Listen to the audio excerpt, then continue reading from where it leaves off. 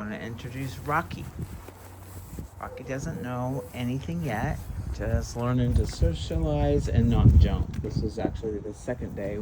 We're just working with the board and train, hanging out, playing with Moose, and learning some basic social skills, along with name response. Rocky, paired with a treat, which will begin to build a positive connection. Ooh, Moose says, I know that routine. I want to do that too.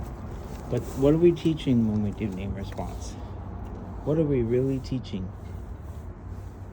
Well, do you see them calling each other by name? No, it's a human need. We're teaching them to do what we would teach our children. To hear their name, Rocky.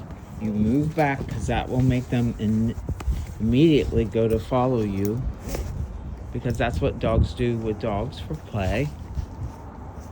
You pair a name, Rocky. You mark that name. Good, Rocky, because I want eye contact. Now, my treat was not in my hand. The biggest mistake is where parents do is they get their treat and I'm running out of treats as I'm trying to drag them out of my bag. And they show the dog. Well, just remember, if you went to work and your employer only showed you money is when you got the money. Instead, we want to teach these guys the behavior with a marker word, like a whistle, or one word such as Rocky, good, which is the marker word to say, you're looking right at me, good job. It's no different than when we learned to drive a car and they taught us the markers of the red light and the green light. Red light means stop. Green light means go. You're doing good. If you didn't do the red light and you kept going, that's a marker to say, you're doing the wrong thing. So remember, you got to have marker words when you're training. You don't expect them to understand a name. You can change a dog's name anytime you want. My dog knows 3 names. But that's because you condition it where you say their name and you give a treat. You say their name and you give a treat. Then you say their name, they look up as the days move forward.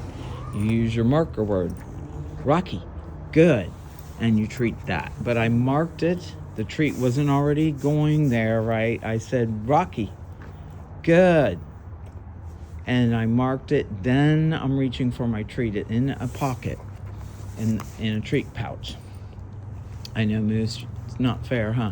Moose, but Moose is further along in training. Rocky, this is day 2 of just learning his name.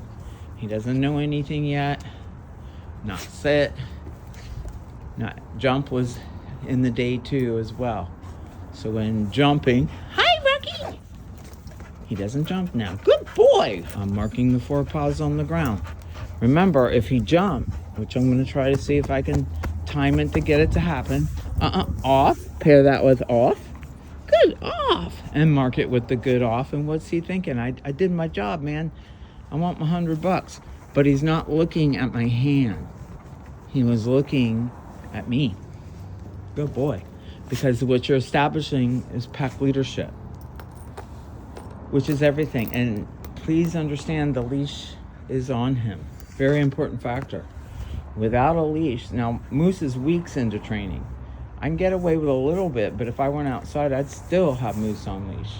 Remember, the only time you can say to a dog a command without a leash is when you never have to touch their leash and they do the command perfectly in any environment. So my backyard, inside my house, also when people greet, when people leave, when I go out for a walk, when I go to a restaurant, all that should be trained first, right? And you know, the biggest complaint I could say as a trainer is everyone blames the dog. Well, we teach our kids the manners, not to run through doors, not to jump on people. Dogs get the same fairness, and they don't live like we do. They have a dog pack. They have a whole different way of communicating. Body language, right? Right, Miss? Almost 450 different moves, from your eye expression to your tail movement, to the way you lay down, to the way you stand up. We talk in words, they don't. So they need a lot more repetition, a lot more days of it, and the human being clear, calmly communicating with a training plan and follows through consistently without getting upset. So, in the day of a training for me, just on a puppy on a leash like this, we're going to walk around inside, not outside down the road where all the traffic is, hang out, and just learn to walk on the leash. That might be 30, 60 repetition.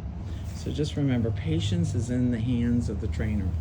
And as the human brings a new dog, whether it's a rescue or a baby, you got to start from the same foundation.